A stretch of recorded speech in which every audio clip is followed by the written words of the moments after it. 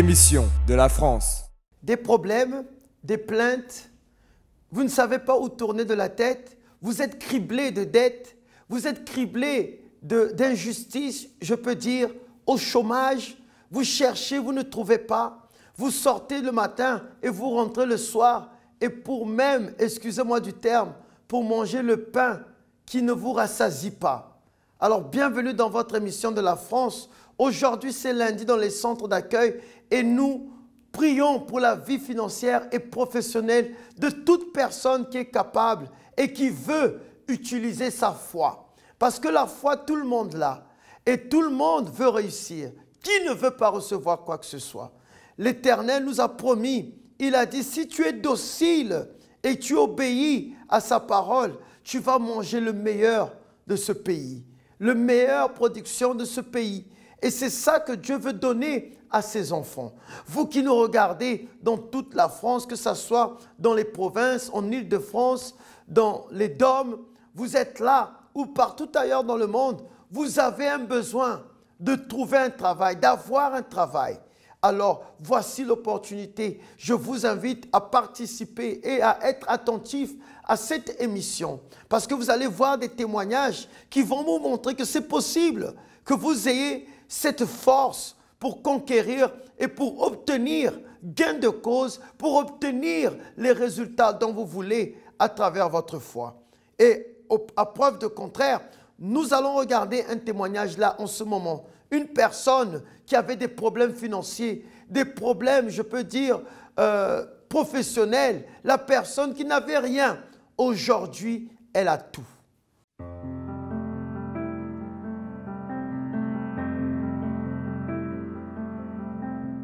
Dans ma vie professionnelle, c'est que j'avais beaucoup de visions, Dieu m'avait donné beaucoup d'idées, mais là je suis dans un travail qui me prend beaucoup de temps, c'est que j'ai des horaires décalés, je commence à 17 h, des fois je finis tard, et au bout d'un moment je commence à être fatigué, je suis en décalage pour faire mes démarches et tout. Et quand la campagne a commencé, je me suis dit non, là ça peut plus durer comme ça, parce que je suis vraiment en fait désorganisé. Et en venant aux réunions, quand j'ai décidé de faire ma campagne, après je suis resté dans la foi de Gédéon, parce que Gédéon en fait c'était soit il mourait dans la caverne, soit il sortait, il mourait... Et tu te voyais dans la caverne? Voilà, pour moi je me suis dit, bon je me contentais, parce que comme j'ai un CDI, voilà, j'ai un salaire raisonnable, donc je me suis dit bon ça va. Mais en fin de compte, je sais que je pouvais viser plus haut. Et un jour, je sais pas ce qui m'a pris, j'ai dit non, bon là maintenant, je sais plus si c'était vous ou Pasteur Cristiano qui avait dit ça. C'était mieux, soit je meurs dans le combat, soit je meurs dans ma situation. Donc je me suis dit bon, j'ai rien à perdre, je vais me lancer. Et je suis parti voir mon patron et je lui ai dit bon voilà, à partir de maintenant, je veux que vous me licenciez, je ne veux plus travailler ici, les horaires ne me conviennent pas, il y a plein qui me... J'ai osé, hein? Franchement, je ne sais pas ce qui m'a pris, mais lui il m'a dit non mais attendez, si on vous licencie, vous allez perdre votre appartement que vous venez d'avoir, vous n'allez plus avoir de salaire, vous allez faire comment?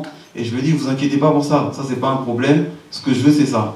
Et il a réfléchi, il a dit non, en fin de compte, vous êtes malade, je ne peux pas vous licencier, on a besoin de vous ici. Mais par contre, si vous voulez, vous pouvez choisir n'importe quelle formation, vous pouvez viser un poste plus haut, mais on est prêt à vous financer la formation, à vous payer tout ce qu'il faut faire, mais vous aurez votre salaire, comme ça vous n'allez pas vous retrouver dans cette situation-là. Et là, en fait, il me donne des conseils pour que je puisse faire mes démarches, pour que lui, ensuite, il me paye ma formation. Amen. Est-ce qu'on fait ça comme ça? C'est possible que vous ayez demandé licenciement et le patron vous propose encore des choses, mais Dieu il a agi. Amen. Pourquoi Dieu a agi? Parce qu'il a pris une décision, il a osé. Tu es dans le sacrifice? Oui. Parce qu'on est dans le sacrifice. Et quand on est dans le sacrifice, Dieu se manifeste. Ta foi t'a béni. Il y a encore d'autres. En fait, c'est par rapport aussi à des papiers que j'avais. En fait, j'étais victime d'une usurpation d'identité. Mais depuis que je fais les défis Intellimen, en fait, j'ai pris... avant, j'étais quelqu'un qui négligeait les papiers. Tout ce qui était démarche, je n'aimais pas trop aller à la poste. Et dans Intellimen, tu as appris? J'ai appris à me préoccuper en fait de toutes ces démarches-là, de faire les choses dans l'ordre. Il y a beaucoup qui sont dans cette situation ici. Hein? Et ça fait que je recevais souvent des papiers de menaces et je laissais traîner. Et là, en fait, pendant la campagne, j'ai dit je vais m'occuper de tout ça. J'ai pris les lettres, j'ai envoyé des courriers, j'ai été dans les démarches, prendre les rendez-vous, tout ce que je vais faire. Et tout, en fait, tous les trucs qui étaient contre moi, en fait, tous les frais, tous les crédits qui ont été faits à mon dos, ah ben, la Banque de France, ils ont tout retiré. Tout retiré? Oui. Propre? Tout est propre maintenant, voilà. Allez.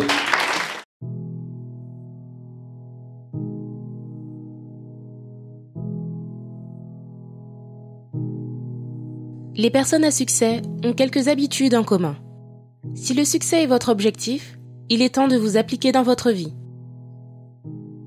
Le magazine Entrepreneur souligne 3 qualités importantes qu'ont les personnes à succès et explique comment changer votre pensée pour déjà commencer à les appliquer dans votre vie.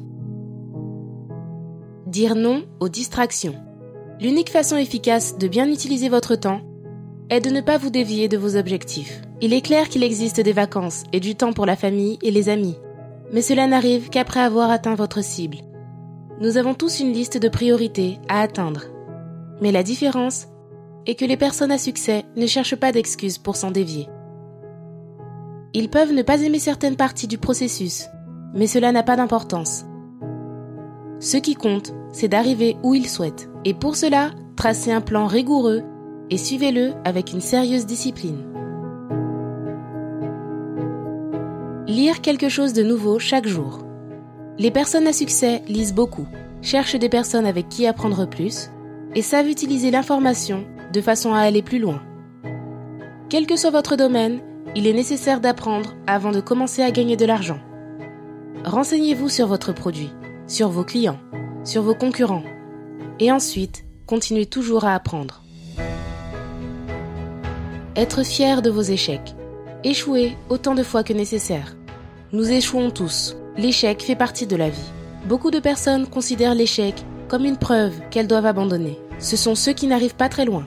Ce qui distingue les personnes à succès, c'est qu'elles tombent et se relèvent aussitôt pour suivre un meilleur plan pour continuer le chemin.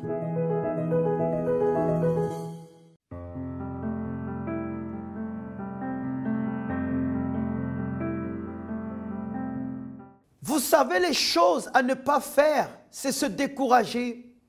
Les choses à ne pas faire, c'est abandonner. Les choses à ne pas faire, à repousser au lendemain. Les choses à ne pas faire, suivre les autres.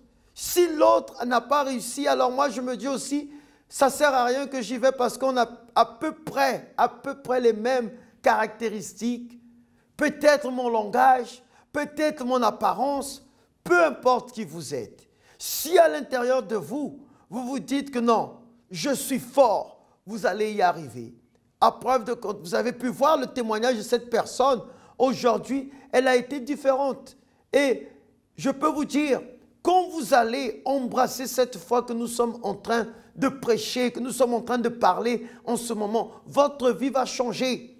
Mais en restant avec ces caractéristiques, l'abandon, la traîtrise, ou peu importe la négativité, l'oppression, l'angoisse, cela ne va rien changer à votre vie.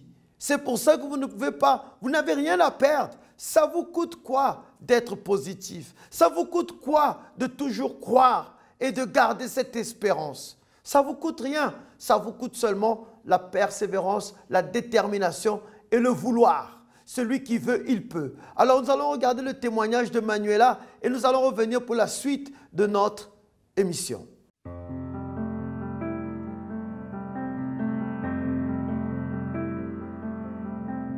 Bonjour. Comment vous appelez? Manuela. Manuela, comment était votre vie avant d'arriver au centre d'accueil universel? Avant d'arriver au centre d'accueil, j'étais quelqu'un de perdu, j'étais très triste.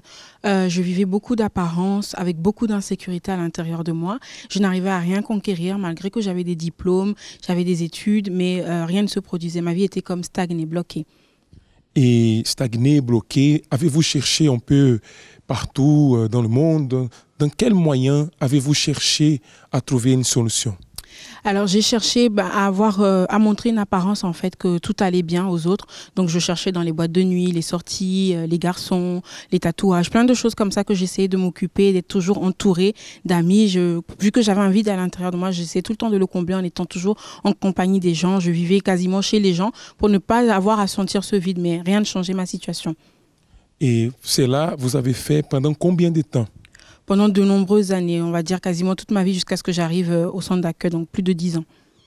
Et à quel moment et par quels moyens êtes-vous arrivé au centre d'accueil universel? Alors, j'ai été invitée par une amie à venir au centre d'accueil.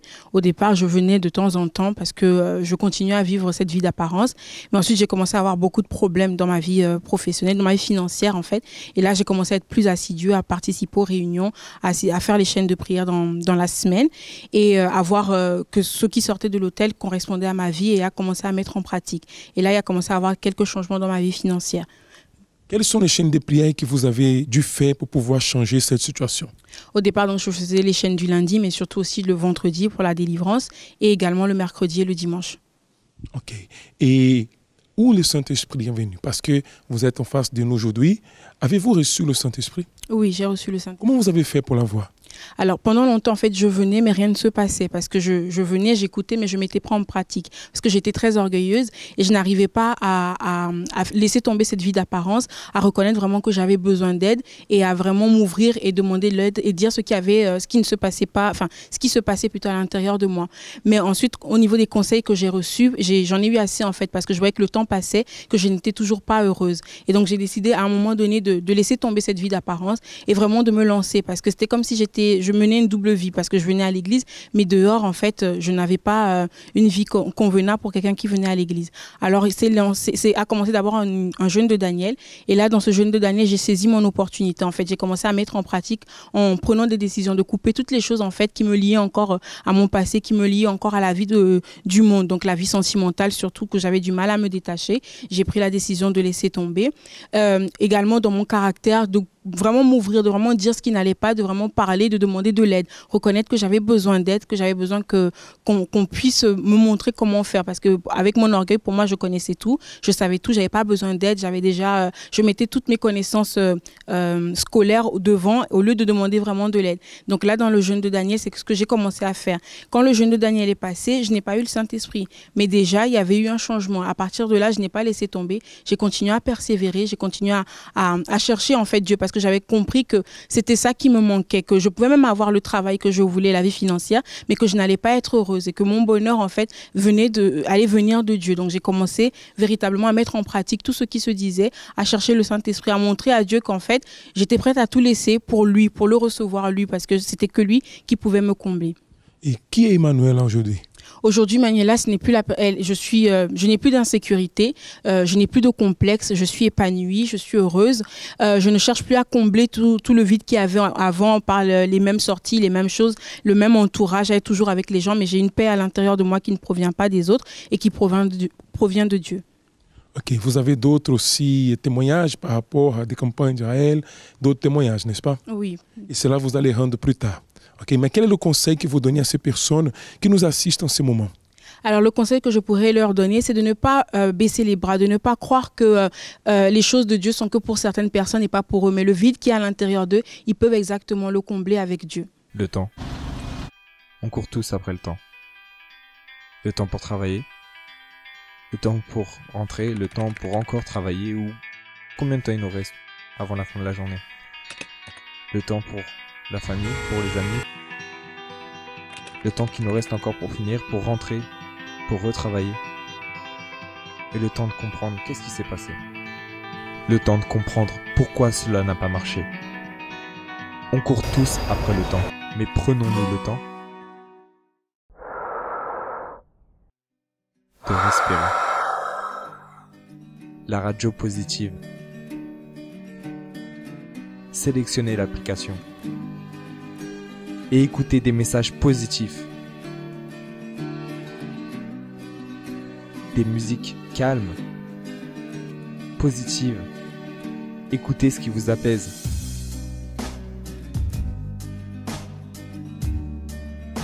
Suivez nos programmes. Paroles de vie, entre femmes, paroles de foi ou encore la thérapie de l'amour. Retrouvez le sourire.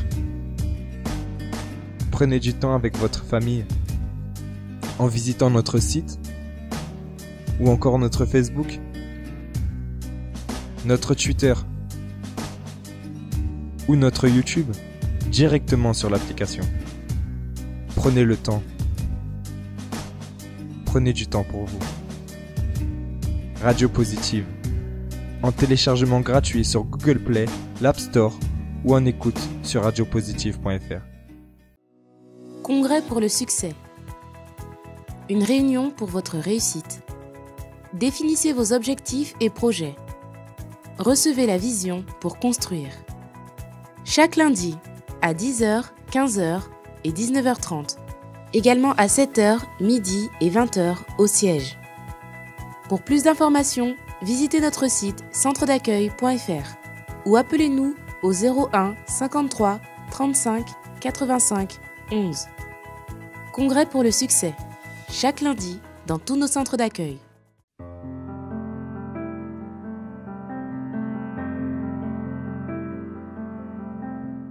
Regardez Manuela, c'est ce que je disais. Elle avait des diplômes, mais ces diplômes ne la permettaient pas d'avoir un bon travail, d'obtenir les résultats dont elle voulait. Alors, quelle était la meilleure des choses qu'elle a pu penser et qui était vraiment, je peux dire, le contraire de la réussite? C'est de partir masqué, de partir, je peux dire, même pas enterré, je peux dire mettre sous le tapis en allant en boîte de nuit, se réfugier dans les tatouages, vivre d'apparence, que quand les gens regardent ton tatouage, oh il est beau, il est sympa, oh il est mignon, mais cela ne change rien à la vie d'une personne. Vivre d'apparence, c'est ça que le diable veut, que nous vivons d'apparence, mais nous ne pouvons pas vivre d'apparence. Nous devons être forts parce que lui, il vient pour détruire, voler, égorger. Mais tous ceux qui croient, regardez ce qu'elle a fait. Elle a été invitée en boîte de nuit. Ça a changé quoi à sa vie? Rien. Elle s'est fait un tatouage. Ça a changé quoi à sa vie? Rien. Elle était toujours pleine de tristesse. Elle s'est donnée, je peux dire, à des relations, je peux dire, amicales, à des relations avec les hommes, avec des garçons. Ça a changé quoi à sa vie? Rien. Alors, vous aussi, ne vous réfugiez pas dans ce genre de coquillage, dans ce genre de refuge qui ont que d'apparence trompeuse. En quelque sorte, on croit qu'on fait la fête, mais quand tu rentres chez toi, tu redescends sur terre. Quand tu reviens chez toi, tu vois la réalité des choses. Mais quand vous venez au centre d'accueil, on vous montre c'est quoi la vie, c'est quoi sortir de la survie et commencer à vivre. Vous qui voulez vivre, alors regardons encore le témoignage de Dolama, une personne qui a conquéri et que par ses conquêtes financières, elle est devenue une femme très forte.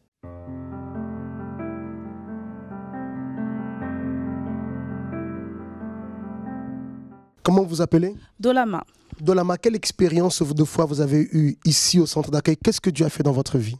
Alors moi, les expériences de foi que j'ai eues dans ma vie, c'est au niveau de ma famille et de ma vie professionnelle, ainsi que celle de mes sœurs, du coup, et de notre vie scolaire, en fait. Et en fait, on a vécu pas mal d'échecs scolaires liées à des malédictions qui ont été faites auparavant. Et donc, du coup, ça créait beaucoup d'injustices parce que on pouvait travailler, s'investir à l'école, mais au résultat, on avait toujours un mélange de notes qui était attribué à d'autres élèves plutôt qu'à nous. Quand vous dites des malédictions, ça veut dire que vous étiez victime d'occultisme. Voilà, victime d'occultisme. Et donc, du coup, ça a beaucoup joué sur notre vie scolaire, à mes sœurs et moi, principalement ma grande sœur et moi. Donc, du coup, pour un parcours normal pour une personne, c'est-à-dire elle est là, elle fait son année scolaire, à la fin elle a son examen et elle passe en classe supérieure. Nous, on est là, on passe notre examen, à la fin les résultats sont donnés à quelqu'un d'autre et nous on redouble, et donc du coup ça nous faisait perdre énormément d'années. Ce qui n'est pas du tout normal. Voilà, ce qui n'est pas du tout normal. Donc du coup, à travers des chaînes de prière, des propos, des campagnes, on a réussi à lutter contre tout ça. Donc on a réussi à conquérir financièrement, dans la famille aussi. Donc aujourd'hui on a nos bénédictions financières sans problème. Il n'y a plus aucune malédiction. On a réussi à sortir de tout ça grâce à Dieu et aux différents propos qu'on a fait à l'église. Donc aujourd'hui, comment se trouve votre vie professionnelle? Comment se trouve votre état familial? Qu'est-ce que la foi a apporté?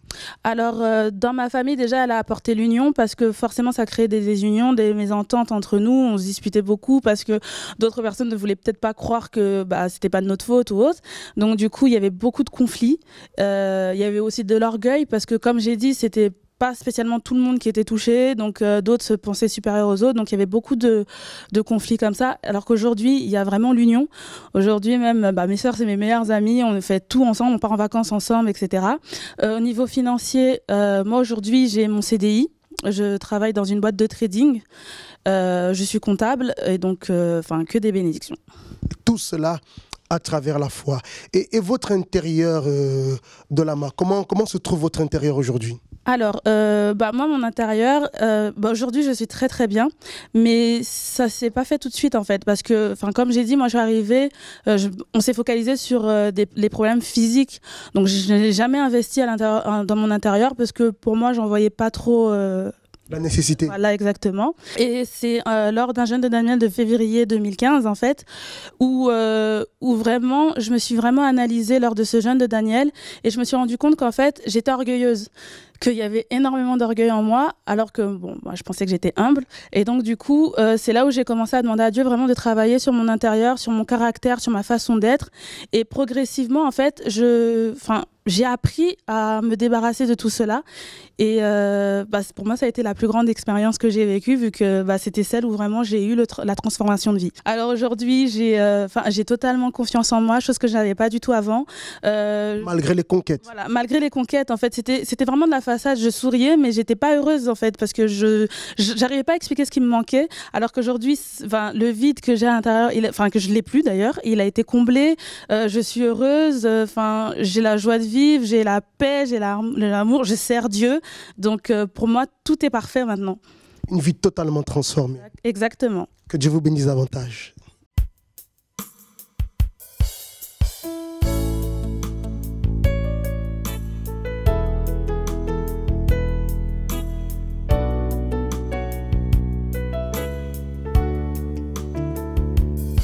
Dans les moments difficiles de la vie, je peux chanter les plus belles notes qui se trouvent dans l'air. Le monde entier ne croyait pas en moi. Parfois il se moquait en disant: où se trouve ton Dieu? À l'intérieur de mon cœur, il y avait une guerre. Et même fatigué, j'ai continué à lutter. Et quand je rampais, étant tombé, j'ai senti ses mains me prendre dans ses bras. Ses mains étaient celles de Jésus. Jésus, main du Dieu fort. J'ai découvert pourquoi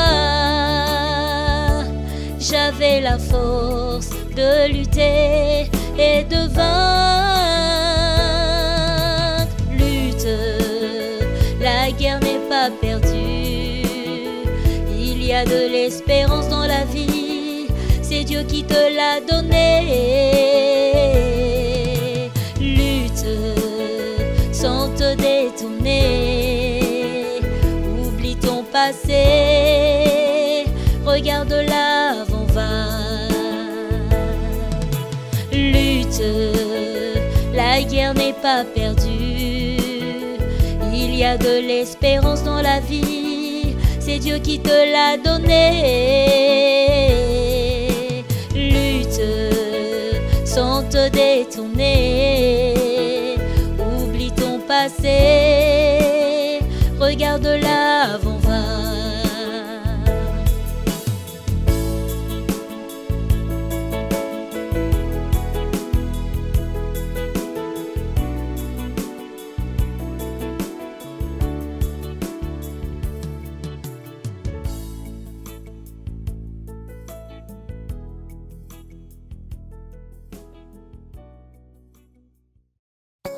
Santé rétablie. Une réunion pour votre bien-être. Utilisez votre foi en faveur de votre santé. Recevez l'orientation de la parole de Dieu. Chaque mardi à 10h, 15h et 19h30.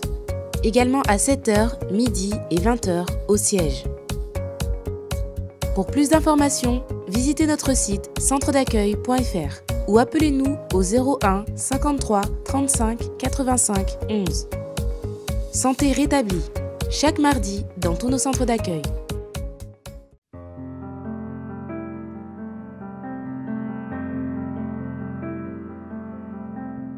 Alors sans plus tarder, regardez, vous voulez réussir, vous voulez avancer, alors voici ce que vous devez faire.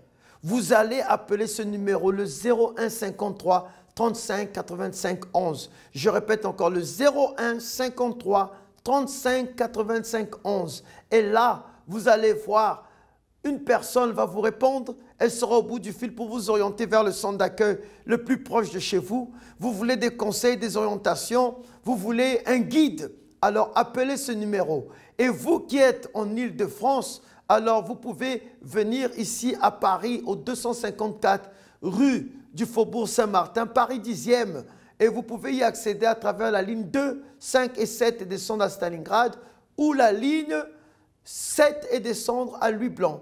Pour la ligne de bus, c'est le numéro 69 qui vous fait descendre devant l'enceinte du centre d'accueil. Et là, vous allez apprendre à devenir fort. Vous allez apprendre à combattre. Vous allez apprendre à devenir la personne qui va donner son témoignage, qui va témoigner que quand tu utilises ta foi sur les Saintes Écritures, quand Dieu est avec toi, alors tu réussis. Si vous voulez en savoir plus par rapport au centre d'accueil universel, nous avons aussi notre site internet www.centredaccueil.fr. Et là, vous allez voir des rubriques, des messages, des témoignages et même des blogs où vous pourrez vous instruire à travers une vie spirituelle bénie. Quant à moi, je vous dis à la prochaine et que Dieu vous bénisse et passez une bonne soirée ou une bonne journée de là où vous nous regardez.